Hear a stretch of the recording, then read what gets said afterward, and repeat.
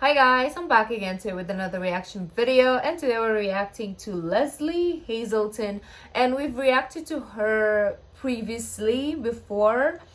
Yeah, I think once. But anyways, this is on reading the Quran. So let's see what she is going to say. Before we start, don't forget to subscribe if you haven't already. Click that bell button to get notified whenever I do upload a video. Anyways, guys, let's check this out.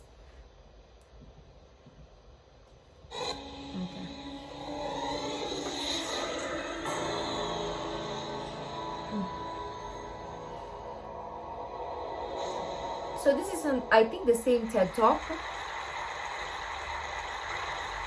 You may have heard about the Quran's idea of paradise being 72 virgins, and I promise I will come back to those virgins.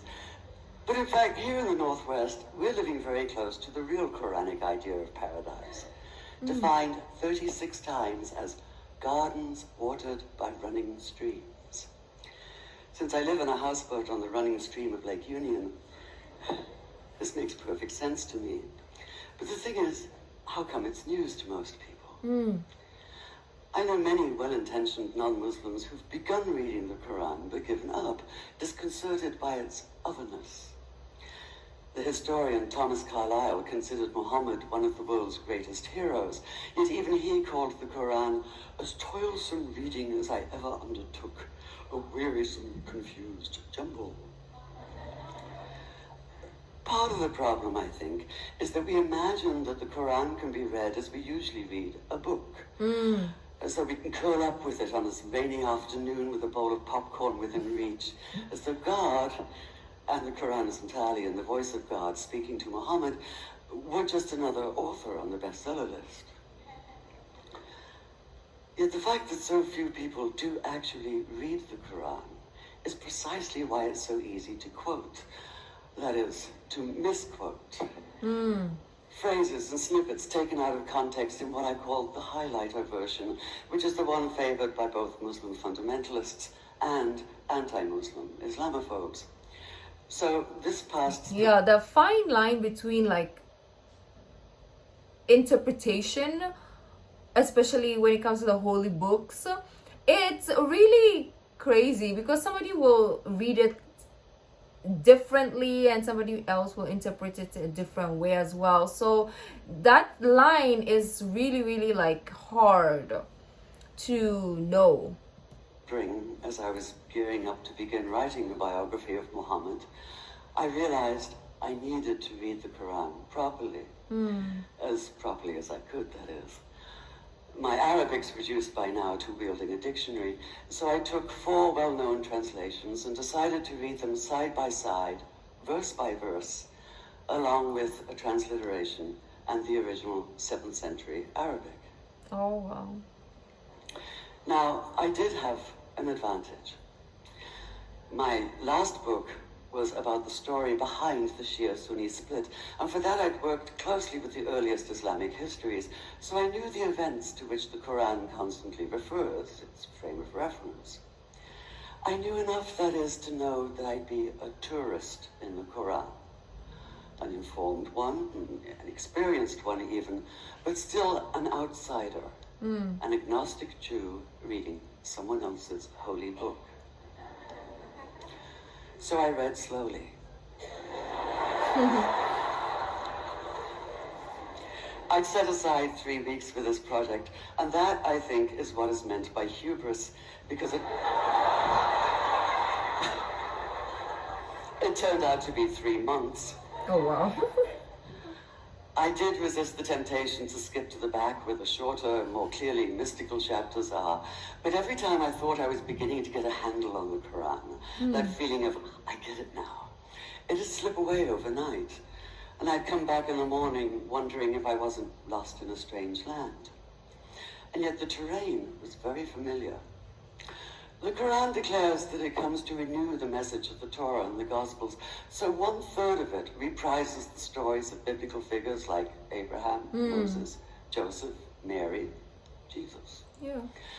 God himself was utterly familiar from his earlier manifestation as Yahweh, jealously insisting on no other gods.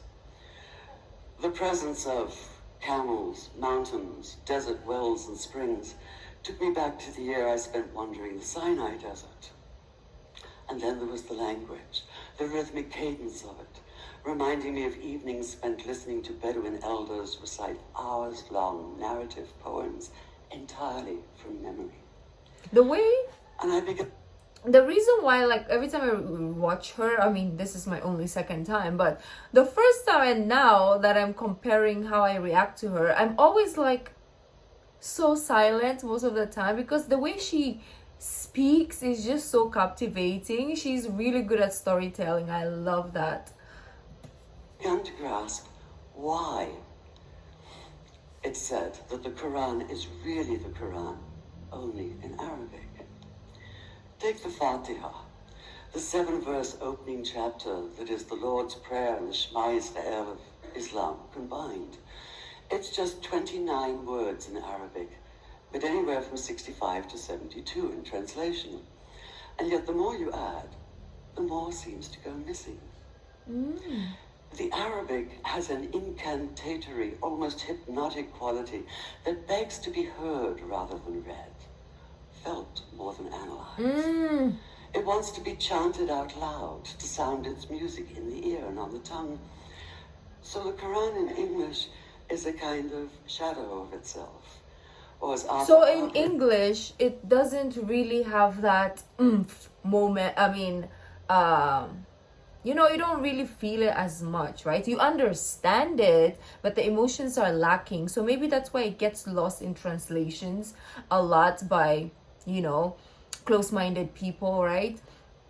Because when you hear it, there's like some reactions I did in the past. I didn't understand what I was listening to, but I felt it, and you can see through my reactions how emotional I got. But now that I'm doing the Quran reaction, but with the English translation, I don't really feel much. I understand what I'm watching and I'm listening to, but I don't feel it as much as I did when I was just listening, when I was just pure in the presence and listening. So I think I understand what she's trying to say. Like in English, it doesn't really relay as much. It can relay maybe 90%, but we're losing 10% of the translation because it's not all about understanding. It's also about how you feel. Understanding is about feelings also, not only thoughts, I think. Called his version I think. an interpretation. But all is not lost in translation. Okay. As the Quran promises, patience is rewarded, and there are many surprises. A degree of environmental awareness, for instance, and of humans as mere stewards of God's creation, unmatched in the Bible. And where the Bible is addressed exclusively to men, using the second and third person masculine, the Quran includes women, talking, for instance, of believing men. That is one thing that I noticed also, right? Because we are in An-Nisa, Surah An-Nisa, in our Quran reactions. If you follow that, you will see. We're almost done. And it does. It's very interesting. It doesn't only say he, him. It also says her, hers, right? There's women. And believing women, honorable men and honorable women. Or take the infamous verse about killing the unbelievers. Yes, it does say that, but in a very specific context. We are on that the anticipated surah also. Conquest of the sanctuary city of Mecca, where fighting was usually forbidden. And the permission comes hedged about with qualifiers. Not you must kill. I'm sorry for like pausing and talking so much, but there's so many like things I need to share, and so that you guys can also share in the comments so I can understand more. But when it came to the killing part, right, that is the, how do you call this? This is where a lot of Christians or maybe other religion will question Islam, of course, because like we said in the beginning, people translate what they want to translate, how they want to translate, right? So it gets a little bit,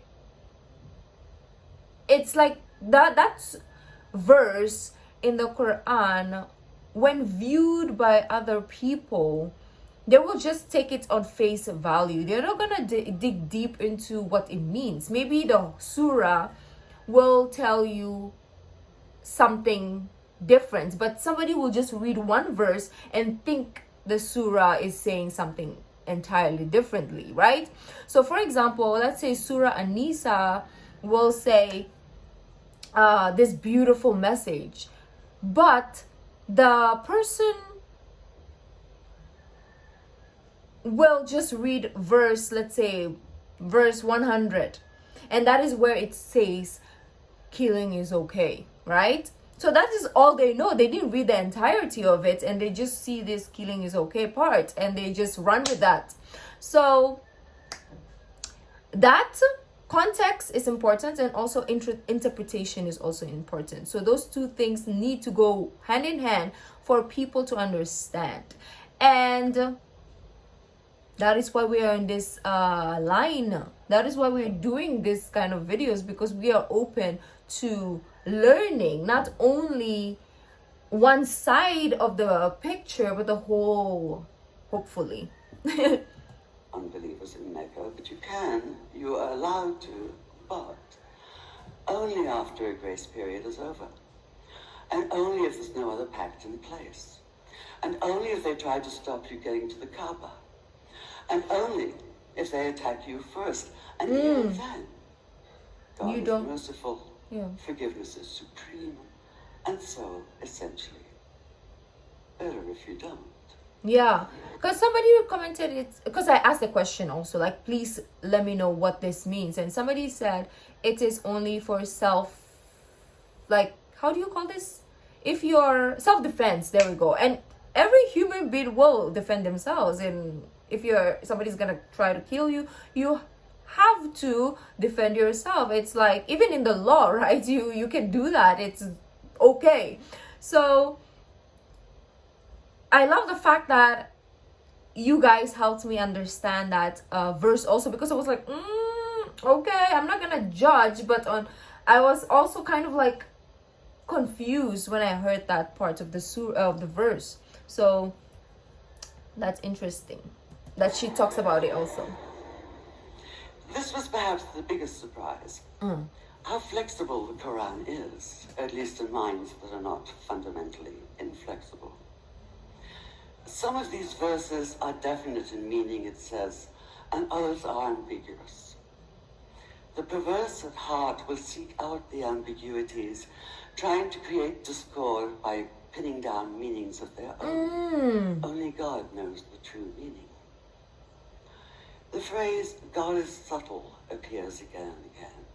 And indeed, the whole of the Quran is far more subtle than most of us have been led to believe, as in, for instance, that little matter of virgins in paradise.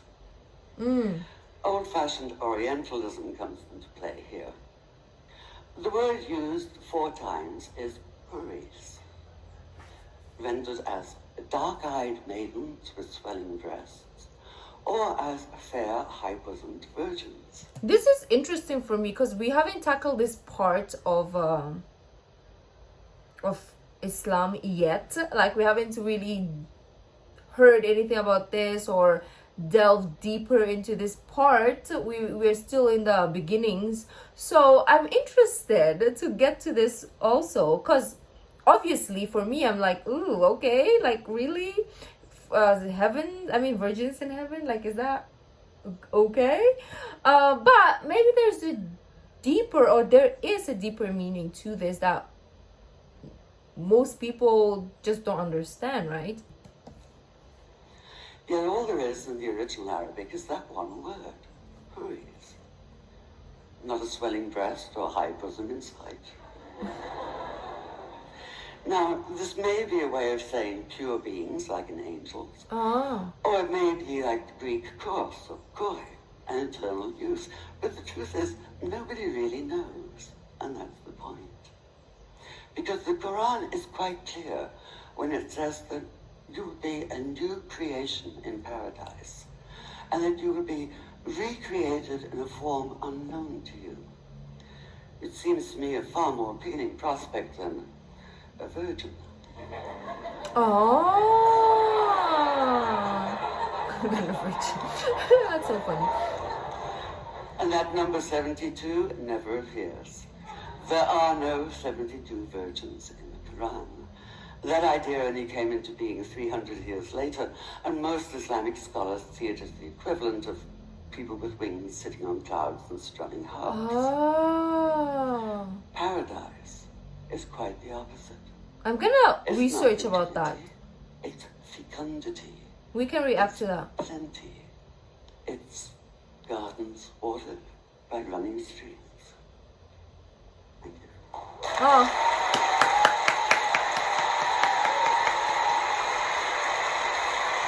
I always enjoy her talks because I don't know, she has I think I said this the first time, she just have the same open-mindedness, and I like this type of people, somebody who doesn't necessarily close doors.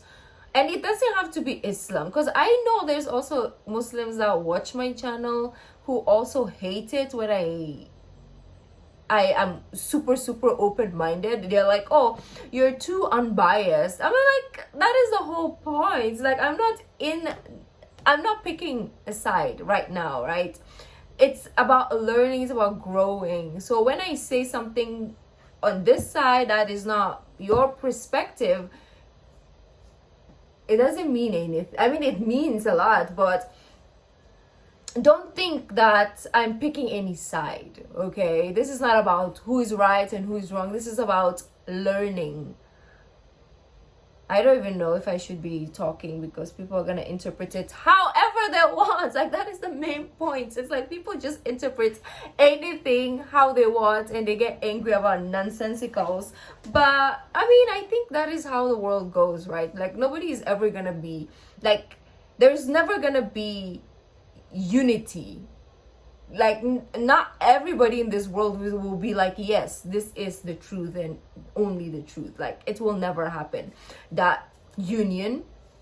So yeah, I shouldn't get angry to the fact that people do get angry at my perspective as well, because I'm not right, they're not right, nobody is ever right. We are all like clueless human beings and we're all learning. So maybe it's my fault that I took those comments to heart. But anyways, this was a very interesting how do you talk, there we go. I want to react to more of her because she makes sense to me, at least, right? So anyways, if you like this video, don't forget to give this video a thumbs up, subscribe if you haven't already, leave in the comment section down below what other videos like to react to. The original link of this video will be in the description box down below, so it's my social media link. So guys, I'll see you in the next video. Bye.